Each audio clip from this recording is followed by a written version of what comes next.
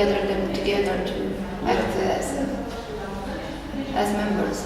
The role of a director for me is about, it's about your team. It's about, choosing the right people to begin with, finding the people who are best at their skills and talents, so you can trust them. So then you can take your role as your director seriously, which is focusing on the story, the characters, and the action. And then you can relax knowing that your producer has organised everything, your cameraman's shooting it beautifully, your sound man's getting good sound. So first and foremost, get the people who who can pull that off. And then there also need to be people who you can have a good relationship with. You're making a film such as the one I made. 5 guys in a car for 6 weeks on their own. It's intense. So you need to be able to get on well with people. Why guys? That's just who was available and who was up for it. Yeah, it wasn't any other specifics, but yeah. Yeah, there's definitely females. I mean, for me, it was just a question of we had 2 days before we left, and whoever was up for it came with me. The theme of the festival is Get Real. Yeah. What does it mean to get real for you? Get real. I think it's a good expression. Get real. I mean, for me, it's like, I think a lot of time people spend a lot of time hiding from reality. They were scared to be who they really are.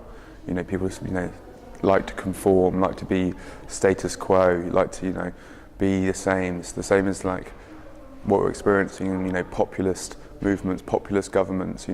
Spreading this kind of status quo of fear. Don't be outside the box. Don't be different. Don't be this. Reality is you being you, and I think you being you is the best you can be. So I think. Yeah, get real. I think it's important for my film to be seen as widely as possible, not just festivals. Festivals are a great platform to launch a film. A film which we've made, Another News Story, kind of really reveals a deeper insight for a lot of people about what happened in the refugee crisis, both the news journalists and the refugees. I think it allows people, for a period of 90 minutes, they have time to really get a deeper understanding of the people behind these stories. And I think it's really important that hopefully it gets seen as far and wide as possible, and doesn't just get stuck in the festival scene, makes it on television, and taps into that wider audience. Did you have any positive reactions that you can remember? It's been very positive. The journalists have been very positive. It's been well received both by journalists and refugees. Everyone's come to see it.